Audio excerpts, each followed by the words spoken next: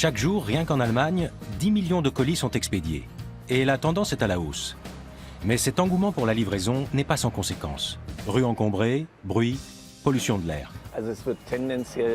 L'envolée va se poursuivre dans les années à venir.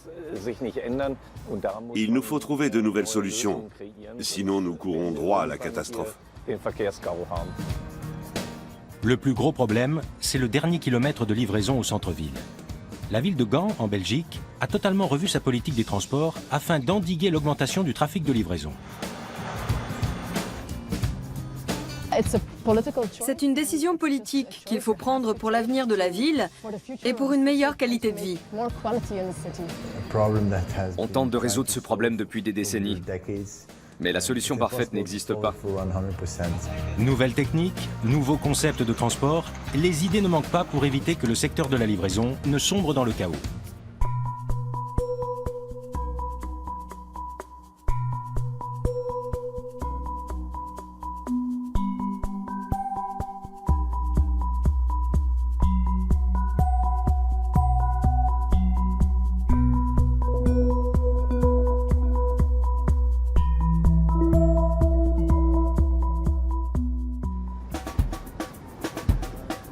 À Gand, la situation du trafic de livraison est plutôt singulière.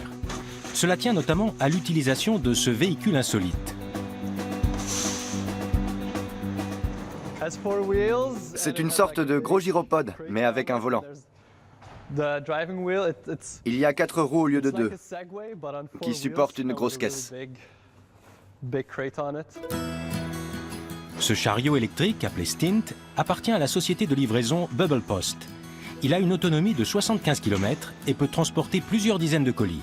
Moins qu'une petite camionnette, certes, mais à Gand, il a fait ses preuves.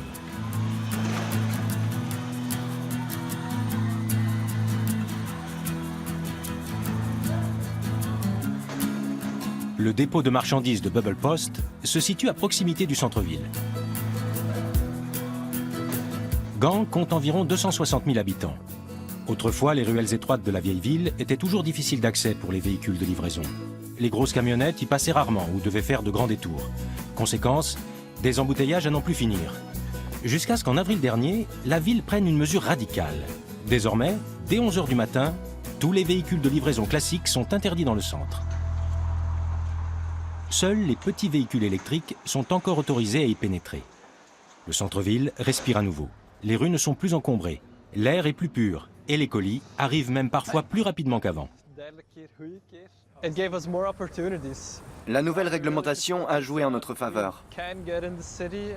On peut continuer à se déplacer en ville, contrairement à d'autres sociétés. On peut circuler partout, dans les rues étroites ou à sens unique. C'est stimulant et amusant.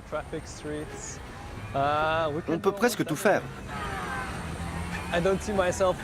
Je ne pourrais pas travailler pour une entreprise qui ne se soucie pas de l'environnement. Et comme j'habite moi-même cette ville, je me sens d'autant plus concerné.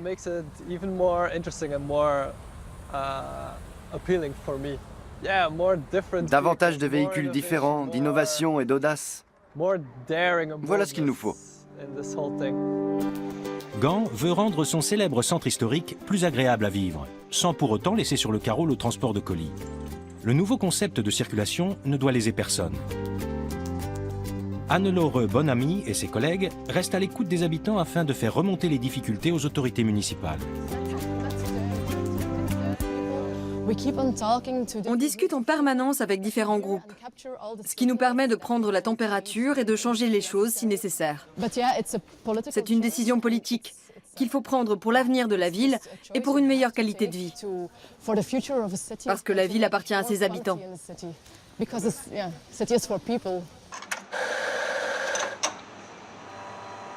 Les commerçants se sont d'abord montrés sceptiques.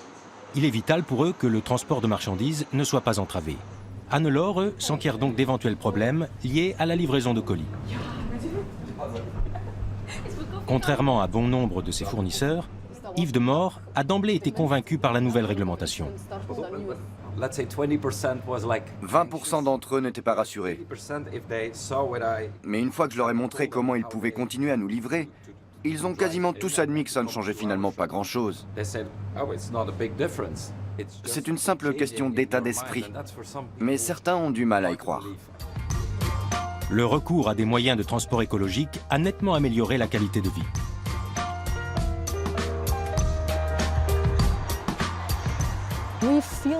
Aujourd'hui, au bout de 6 mois, nous avons le sentiment que les habitants de Gand sont toujours plus nombreux à être satisfaits de ce changement. Car la ville est plus calme. Ils dorment mieux, sont moins stressés, et les cyclistes ont plus d'espace. En Allemagne aussi, de plus en plus de villes cherchent des solutions.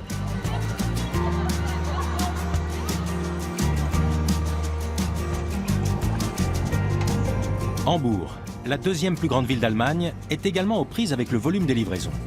Ce problème prend des proportions inquiétantes à l'échelle nationale. En 2016, plus de 3 milliards de colis ont été acheminés à travers tout le pays. Un bond de 7,2% par rapport à l'année précédente. Aujourd'hui, le commerce en ligne enregistre à lui seul un chiffre d'affaires de 48,8 milliards d'euros par an. Un montant qui devrait passer à 80 milliards d'ici à 2021, selon les prévisions. Hambourg a donc décidé de tester un concept qui vise, dans un premier temps, à diminuer drastiquement le nombre de véhicules de livraison.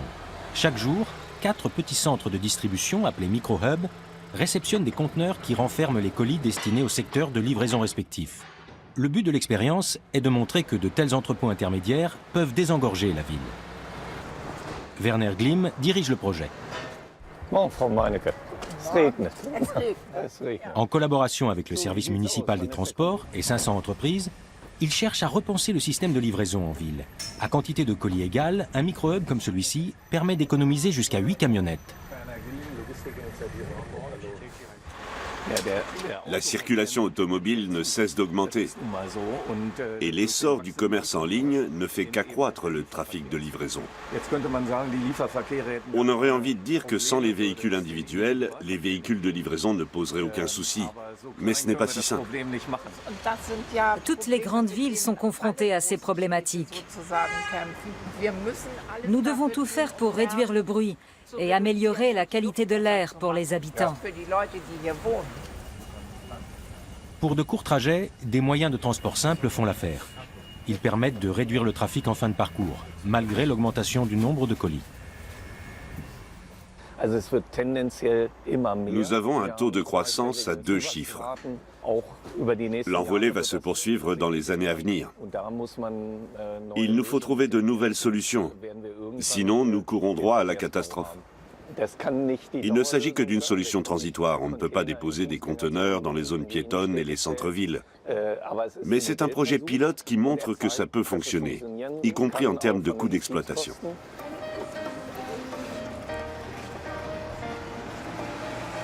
Vélo, diable et huile de coude remplacent les camionnettes, bien plus onéreuses. Pour les entreprises de logistique, cela peut même s'avérer plus rentable. Les véhicules sont moins chers à l'achat et ils fonctionnent à l'électricité, qui est meilleur marché que le diesel. Reste à savoir si, pour les nombreux trajets courts, il ne faudrait pas faire appel à davantage de livreurs. Les entrepôts intermédiaires en zone urbaine sont-ils une solution réaliste pour demain ? Il faut davantage de micro-hubs, c'est certain. C'est un modèle d'avenir. On pourrait aussi travailler avec de gros hubs directement en périphérie de la ville. Mais si les livraisons s'effectuent à vélo ou à pied, les hubs de proximité restent incontournables. Les livreurs ne peuvent pas travailler dans un rayon supérieur à 2 km.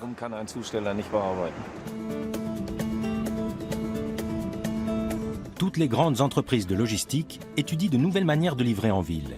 Par drone, robots autonomes ou encore voitures et scooters électriques. À Hambourg, la société de transport DPD teste actuellement un petit 3 roues électrique, le Triple. Il coûte environ 12 000 €, soit 3 fois moins qu'un véhicule de livraison classique. La tendance étant à la e-mobilité ou mobilité numérique, les constructeurs automobiles commencent à mettre sur le marché des camionnettes électriques.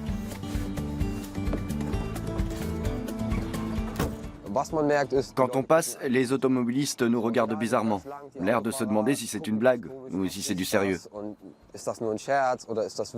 Mais peu importe. On s'arrête, on descend, on livre un colis et voilà. La conduite est différente avec le moteur électrique. Il a une bonne reprise. Et la touche boost est pas mal aussi. Le triple peut se rendre jusque devant la porte du client et transporter de 20 à 30 colis, bien moins qu'un véhicule de livraison classique. En revanche, il est plus facile à manœuvrer et n'encombre pas les rues.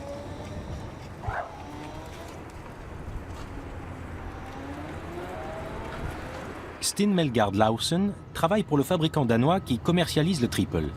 Pour lui, la maniabilité de l'engin offre un gros avantage. Il maîtrise l'engin comme nous. C'est génial. Plus un véhicule est grand, moins il est maniable en centre-ville. Mais plus il est petit, moins il peut transporter de marchandises. C'est donc un bon compromis entre taille et maniabilité. Et la propulsion électrique est aujourd'hui incontournable. Pas question de mettre un moteur à combustion dans un tel engin. Il faut vivre avec son temps. Moins de colis en contrepartie d'une réduction de la pollution et d'un accroissement de la flexibilité. Ce choix contraint les coursiers à recharger fréquemment la batterie. Le triple circule déjà dans de nombreuses villes et il est parfois détourné de sa fonction avec beaucoup d'imagination. Certains de nos clients ont adapté le triple à leurs propres besoins. Il a notamment été transformé en bar roulant ou en chambre froide pour transporter du sang. Il peut très bien servir à autre chose, pas seulement à faciliter les livraisons du dernier kilomètre.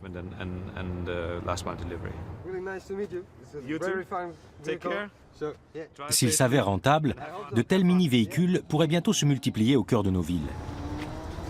Encore faut-il qu'ils puissent être rechargés rapidement.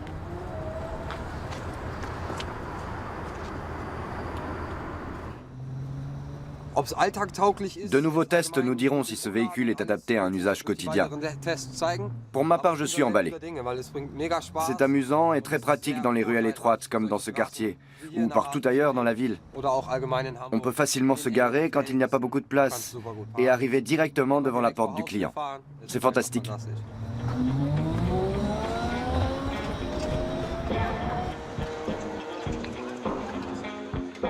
À Kensingen, près de Fribourg, en Allemagne, quelques esprits brillants ont inventé un moyen de transport alternatif, il y a plusieurs années déjà. Depuis 2014, l'équipe de développeurs mise sur un véhicule de livraison vieux comme le monde, le vélo.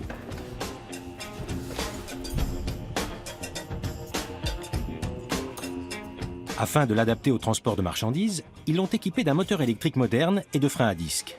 Carla Cargo était née.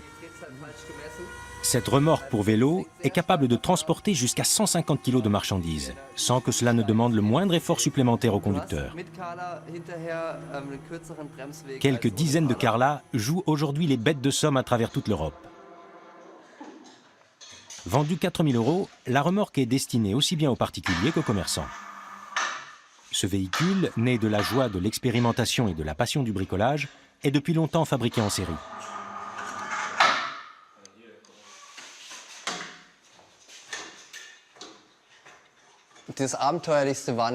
La grande aventure, ça a été les essais sur route, pour voir si cet engin qu'on avait bidouillé au fond d'un garage était solide. Y a-t-il eu des incidents? Marcus, il y a eu des incidents, non? Ah ouais, certainement. Au début, on n'était pas très au point. On était des soudeurs débutants. On a emprunté le fer à souder du grand-père et les soudures ne tenaient pas toujours. Et une fois, la Carla est partie toute seule et elle a foncé dans les voitures. Des expériences comme ça, on en a eu l'appel.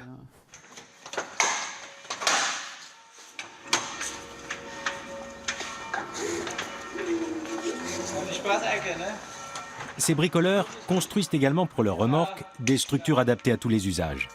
Cette solide caisse blanche protège par exemple les colis des intempéries. Le concept de Carla Cargo offre de nombreuses possibilités.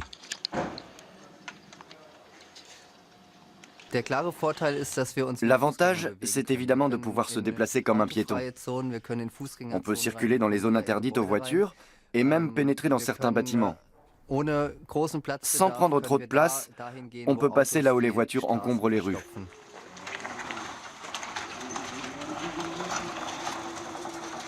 À quelques kilomètres de là, la coopérative Gartenkoop effectue depuis des années ses livraisons de légumes à l'aide de remorques pour vélo. Elle collabore avec Carla Cargo depuis ses débuts. C'est ici qu'est née l'idée de développer une remorque spécifiquement adaptée aux besoins des livraisons en centre-ville.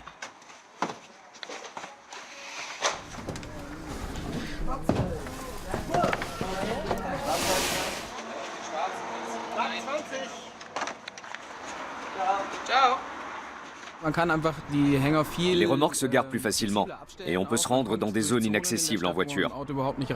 Fribourg est un paradis pour les vélos et son réseau cyclable est en pleine expansion. Il reste quelques points faibles, mais on circule bien mieux à vélo qu'en voiture. Et ça génère moins de stress, de particules fines et de bruit. Réaliser les livraisons en ville à vélo, ça allait donc de soi.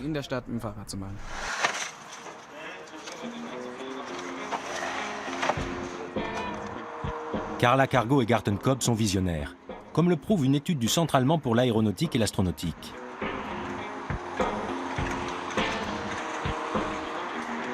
Selon ces chiffres, jusqu'à 23% du trafic économique dans nos centres-villes pourrait s'effectuer à vélo à l'horizon 2030.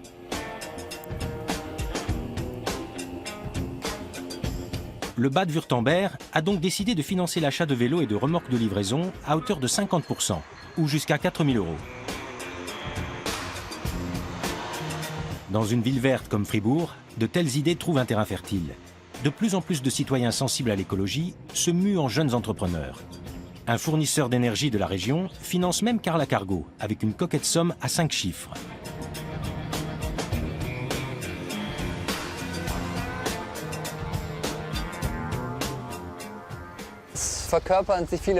Par le biais de la Carla, on aimerait inciter les gens à réfléchir un peu à leurs habitudes de consommation et à aller vers plus de sobriété. Avec cette conception, une Carla suffirait dans la plupart des cas pour le transport.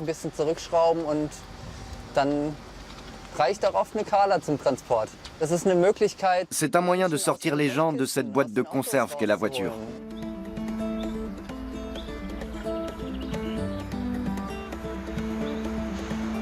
À Gand, Bubble Post possède un micro-hub en périphérie de la vieille ville. Depuis sa création il y a 4 ans, la société de livraison mise entièrement sur la mobilité numérique et les véhicules alternatifs.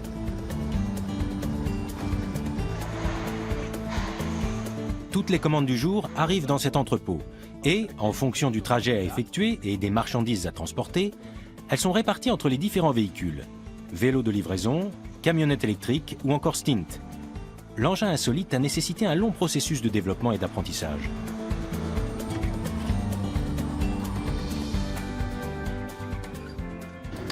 Anthony, c'est comment de conduire un Stint?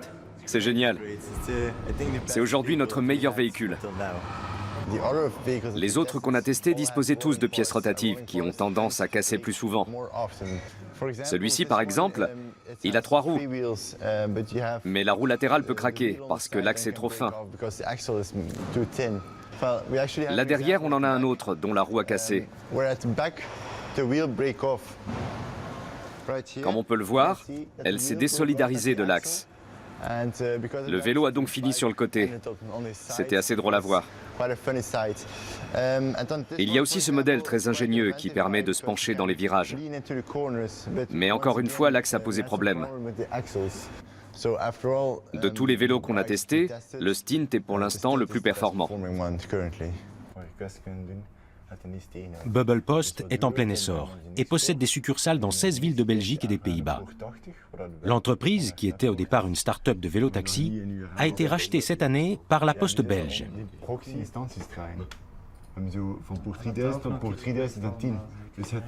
Son succès, elle le doit à Anthony, son fondateur, un homme visionnaire.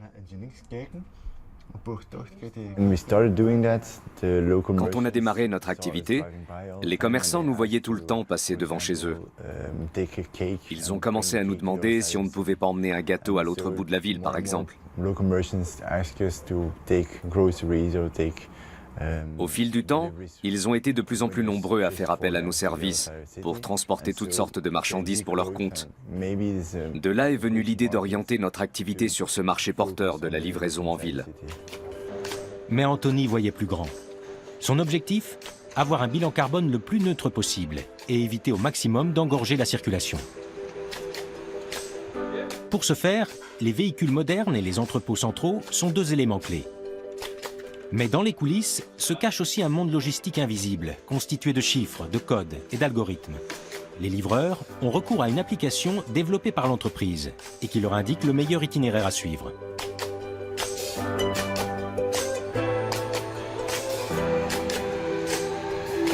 C'est Anthony qui supervise les coulisses.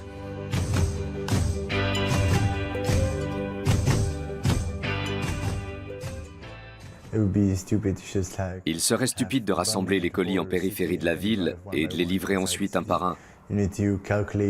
On calcule la meilleure combinaison de colis, ainsi que la route la plus courte, et avec le moins de circulation, pour minimiser au maximum les émissions de CO2. On tente de résoudre ce problème depuis des décennies. Mais la solution parfaite n'existe pas. Alors on essaye de s'en approcher le plus possible. C'est l'un de nos principaux objectifs.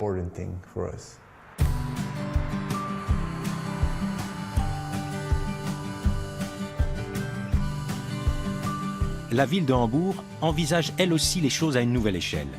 La gare de Hambourg-Altona doit être délocalisée et son ancien site va faire place à un nouveau quartier.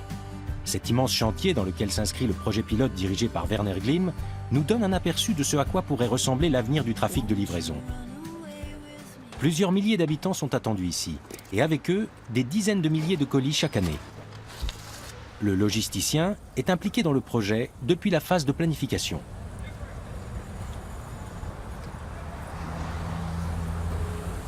La première phase des travaux arrive bientôt à son terme.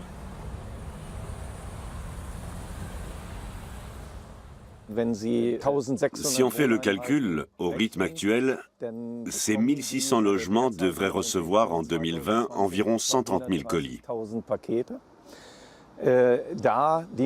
L'absence de circulation automobile et l'inclusion sont au cœur du projet Neue Miete Altona, ce qui représente un investissement logistique énorme.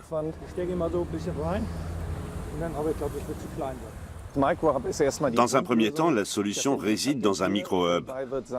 Comme on n'a la place que pour en construire un seul, tous les prestataires devront se le partager. Mais d'autres pistes sont également à l'étude, pour permettre notamment aux livreurs d'entrer dans l'immeuble, même quand le client est absent. Un colis sur deux n'est pas remis avec succès lors de la première tentative de livraison. Il va donc faire au moins 2 fois le tour de la ville. Afin d'éviter ces livraisons multiples, plusieurs alternatives sont possibles. Le casier à colis et une serrure connectée qui permet au facteur d'entrer dans l'immeuble en scannant un code barre.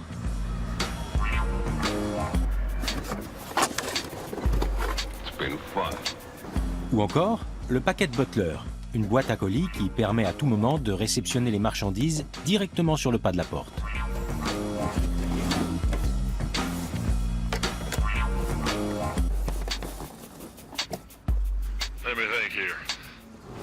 Tout cela n'est encore qu'à l'état de chantier, mais laisse entrevoir un nouveau système de livraison.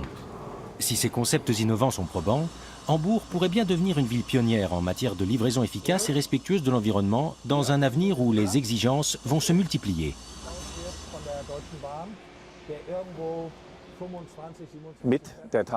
Le matin, avec le journal, on se fera livrer les croissants, mais aussi les colis. En se réveillant, on aura tout devant la porte et on n'aura plus à s'occuper de quoi que ce soit. La logistique va prendre une importance croissante, mais plus elle s'améliore, plus elle passe inaperçue. Les nouvelles idées testées à Hambourg-Altona pourraient un jour trouver leur place dans les quartiers plus anciens.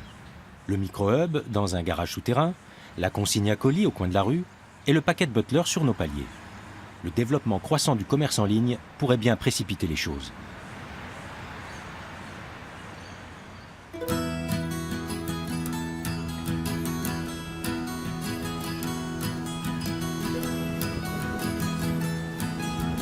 En Allemagne, dans le secteur de la vente au détail, c'est la branche de l'alimentation qui tient le haut du pavé, avec un chiffre d'affaires de 170 milliards d'euros. La dernière tendance consiste à commander en ligne. Les services de livraison de saumon, de poireaux ou de chocolat réalisent pour l'instant moins d'1% de part de marché, mais présentent un potentiel considérable. Alors que le commerce en ligne enregistre un taux de croissance global de 12%, celui des denrées alimentaires sur Internet a fait un bond énorme de 27%. Une telle progression va entraîner un accroissement du volume du trafic. Markus Schimmel fait du commerce en ligne. Il optimise déjà ses tournées. Chaque client livré avec une bonne organisation logistique, c'est une voiture de moins sur la route. Je crois que ça soulage le trafic, même de manière minime. Son magasin s'est spécialisé dans les produits bio. Il livre aussi bien des particuliers que des entreprises ou des écoles. À son niveau, Markus a trouvé une solution au problème des livraisons. Il a installé son propre petit micro-hub chez l'un de ses clients, une école maternelle.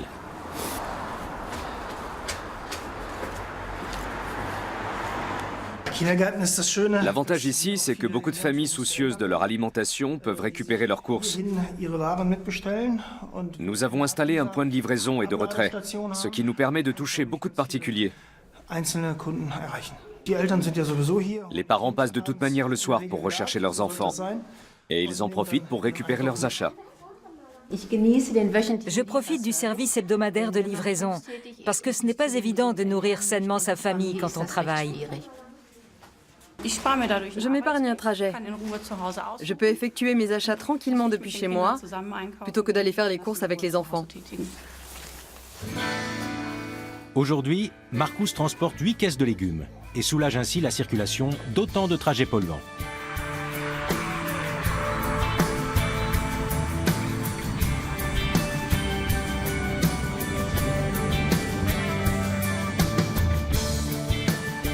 À Gand, nombre d'idées similaires, qui ailleurs sont encore à la phase test, sont devenues réalité.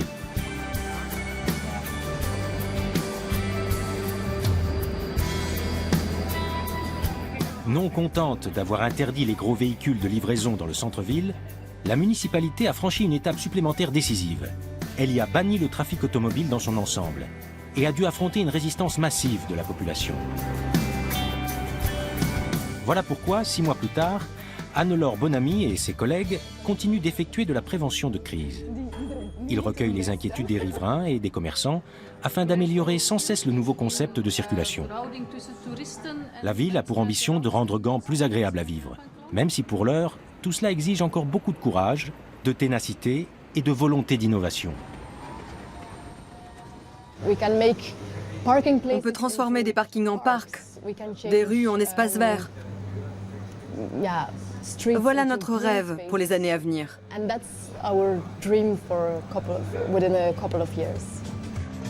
Piétons, cyclistes et petits bolides insolites règnent désormais dans le paysage urbain de Gand. À part eux, seuls les transports en commun et quelques voitures qui bénéficient d'une autorisation spéciale sillonnent à longueur de journée le centre-ville. Conséquence, le nombre d'accidents de la route a chuté de 28%. Ces premiers succès incitent à poursuivre dans cette voie. Ce n'est que le début. La prochaine étape consistera à étendre ce système de circulation réduite à d'autres quartiers. Parce que nous sentons que les gens en ont besoin. Nous pouvons aller plus loin, mais cela demande du temps. Le mouvement initié par la municipalité de Gand peut faire bouger les choses ailleurs, y compris dans une métropole comme Hambourg. Les idées novatrices d'écologistes idéalistes ont donné naissance à de véritables concepts de circulation au sein des villes. Plus rapides, plus écologiques et plus économiques. Ces solutions, qui combinent protection de l'environnement et intérêt économique, ont un bel avenir devant elles.